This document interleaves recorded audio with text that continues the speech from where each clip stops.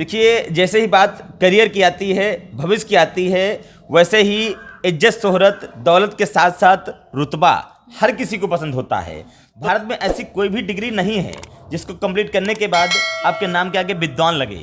तो सबसे मज़े की बात तो ये है कि जैसे ही आपकी LLB कंप्लीट होती है वैसे ही आपके नाम के आगे विद्वान लगना। भारत में सबसे ज़्यादा पसंदीदा, सबसे ज़्यादा सम्मानित नौकरियों में से एक जज यानी कि न्यायाधीश बनना। तो लॉ कंप्लीट करने के बाद आप जुडिशरी की तैयारी कर सकते हैं, जज बन सकते हैं, APO बन सकते हैं, असिस्टेंट प्रोसिक्यूशन ऑफिसर, जो कोर्ट साहब के नाम से भी जाना जाता है। कुछ लोग सरकारी वकील भी कहते हैं। अटॉर्नी जनरल ऑफ इंडिया, महान्यायवादी, जो भारत का सर्वोच्च कानून अधिकारी होता है। Hello everyone, how are you all? आप सभी कैसे हैं?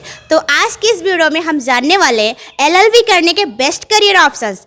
तो LLB करने के क्या क्या बेस्ट करियर ऑप्शंस हो सकते हैं, तो आज हम जानेंगे मिस्टर प्रदीप गौड़ एडवोकेट जी से, जो कि कानून के बहुत ही अच्छे जानकार हैं। उनका यूट्यूब पर चैनल भी है, प्रदीप लीगल हेल्प। तो चलिए हम उनका स्वागत करते हैं और उनसे मिलते हैं। तो सर, आपका बहुत बहुत स्वागत है हमारे चैनल राखी की पाठशाला में। सबसे पहले आपका बहुत बहुत आभार, आपने अपने प्रतिष्ठित प्लेटफॉर्म पे हमें आमंत्रित किया। सभी दर्शकों को विनम्रता के साथ नमस्कार। तो सर, हम आपसे जानना चाहते हैं LLB करने के बाद बेस्ट करियर ऑप्शंस क्या क्या हो सकते हैं? देखिए, जैसे ही बात करियर की आती है, भविष्य की आती है, वैसे ही इज्जत शोहरत दौलत के साथ साथ रुतबा हर किसी को पसंद होता है। तो लॉ कंप्लीट करने का और लॉ करने का सबसे बड़ा फ़ायदा ये होता है कि सारी उपलब्धियां आपको आसानी से हासिल हो सकती हैं। भारत में ऐसी कोई भी डिग्री नहीं है जिसको कंप्लीट करने के बाद आपके नाम के आगे विद्वान लगे। तो सबसे मज़े की बात तो ये है कि जैसे आपकी LLB कंप्लीट होती है वैसे ही आपके नाम के आगे विद्वान लगना शुरू हो जाता है। भारत में विद्वान सिर्फ 2 ही लोगों के नाम के आगे लगता है। पहला तो जज, विद्वान जज, और दूसरा अधिवक्ता, विद्वान अधिवक्ता। तो लॉ कंप्लीट करने के बाद ये उपलब्धि आपको आसानी से हासिल हो सकती है।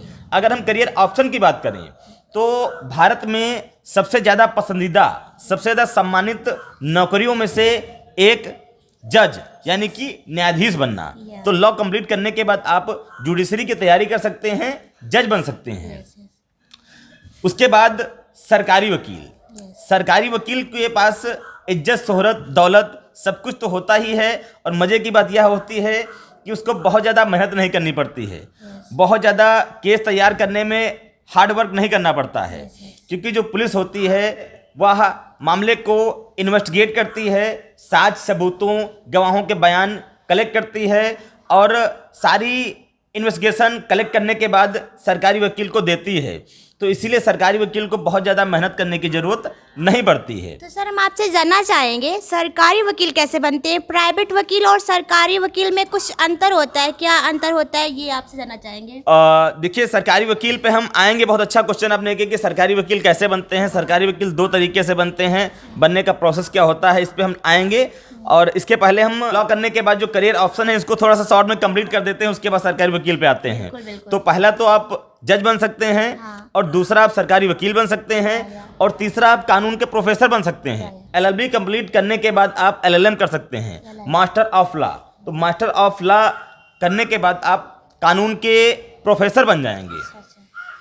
नेक्स्ट है बड़ी बड़ी कंपनियों में, बड़ी बड़ी कंपनियों के लीगल सेक्टर में लीगल एडवाइजर की वैकेंसी टाइम पे निकलती रहती हैं। जैसे कि बैंक का एक लीगल सेक्टर होता है, तो उसमें भी बैंक के पैनल लॉयर होते हैं। ऐसे बड़ी बड़ी कंपनियों में होते हैं लीगल सेक्टर, तो उसमें आप लीगल एडवाइजर के रूप में अपना भविष्य बना सकते हैं।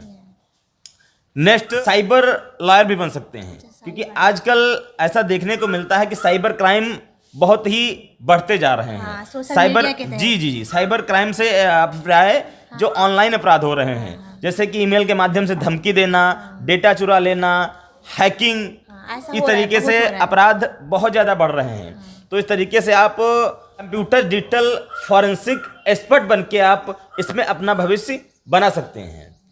नेक्स्ट है अटॉर्नी जनरल ऑफ इंडिया, महान्यायवादी, जो भारत सरकार की तरफ से भारत सरकार का पक्ष न्यायालय में प्रस्तुत करता है।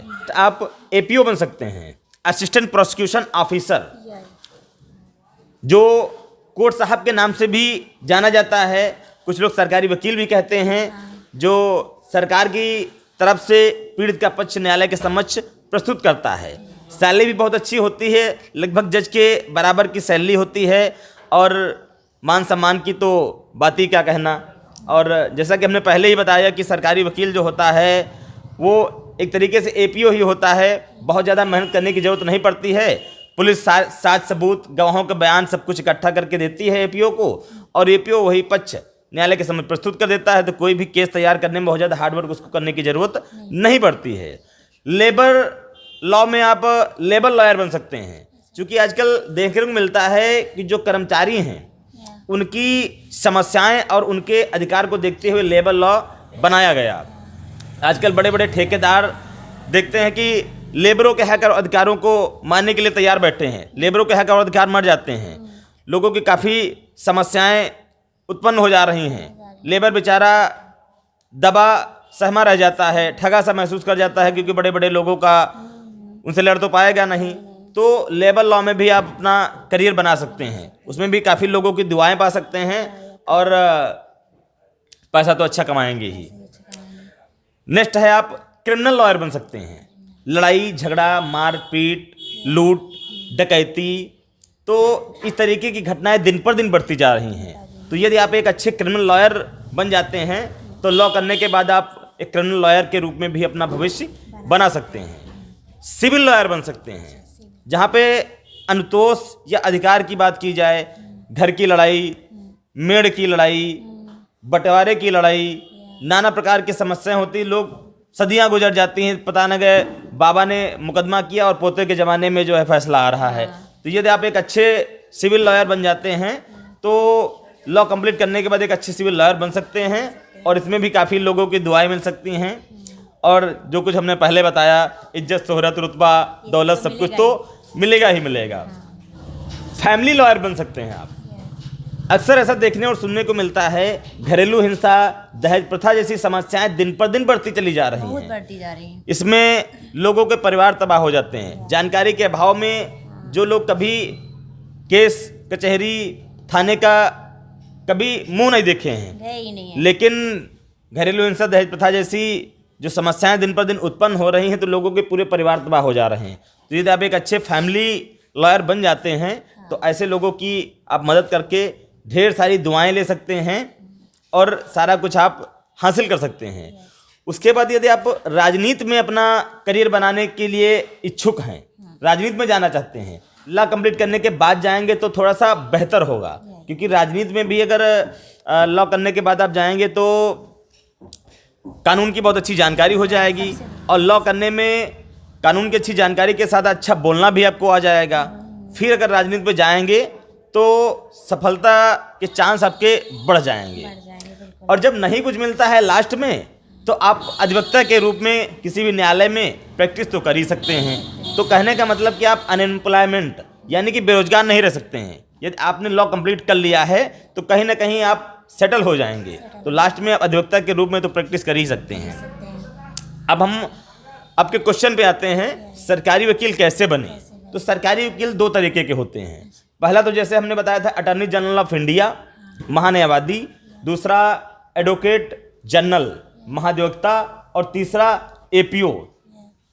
तो इसको हम यूँ समझें तो भारत में न्याय प्रदान करने के लिए न्यायालयों को 3 भागों में विभाजित किया गया है। उच्चतम न्यायालय, उच्च न्यायालय और जिला न्यायालय। उच्चतम न्यायालय मतलब माननीय सुप्रीम कोर्ट, उच्च न्यायालय मतलब माननीय हाई कोर्ट, और जिला न्यायालय मतलब माननीय डिस्ट्रिक्ट कोर्ट। तो जो उच्चतम न्यायालय होता है उसमें अटॉर्नी जनरल ऑफ इंडिया होते हैं, जो उच्च न्यायालय की हाई कोर्ट होता है उसमें एडवोकेट जनरल होते हैं, और जो जिला न्यायालय होता है उसमें एपीओ होते हैं। तो उच्च न्यायालय और उच्चतम न्यायालय में जो सरकारी वकील के मैक्सिमम पद होते हैं, अब से न्यायालय में एडवोकेट जनरल जो महाधिवक्ता होते हैं उनके नीचे 336 पद होते हैं। जैसे advocate general, additional advocate general, CSC यानी कि चीफ स्टैंडिंग काउंसिल, फिर एडिशनल चीफ स्टैंडिंग काउंसिल, फिर स्टैंडिंग काउंसिल, ब्रीफ होल्डर, इस तरीके से बहुतायत पद होते हैं। आई थिंक 336 पद होते हैं। तो ये सरकार नियुक्त करती है। जब तक सरकार रहती तब तक ये रहते हैं, उसके बाद दूसरी सरकार आती है तो अपने तरीके से इनकी भर्ती होती है। असिस्टेंट प्रोसिक्यूशन ऑफिसर, समय समय पर वैकेंसी निकलती हैं, प्री एग्जाम होता है, मेंस एग्जाम होता है, उसके बाद इंटरव्यू होता है। तो जैसे पीसीएसजे की वैकेंसी निकलती है जज का एग्जाम देने के लिए, सेम वही पैटर्न होता है एपीओ के लिए। तो ये परीक्षा आप पास कर लेते हैं, प्री मेंस फिर इंटरव्यू, उसके बाद आप जो है असिस्टेंट प्रोसिक्यूशन ऑफिसर के पद पर नियुक्त हो सकते हैं। तो आशा करता हूँ कि आप बेहतर जानकारी आपको अच्छी लगी होगी और बहुत ही अच्छी समझ भी होंगे। सर ने बहुत ही अच्छी तरीके से बताया बेस्ट करियर ऑप्शंस जो एलएलबी करने के बाद आप कर सकते हैं। बहुत ही अच्छा सुनहरा भविष्य बना सकते हैं एलएलबी करने के बाद। तो सर का बहुत बहुत धन्यवाद कि उन्होंने इतनी अच्छी तरीके से समझाया। तो चलिए आज के लिए इतना ही, मिलते हैं नेक्स्ट वीडियो में।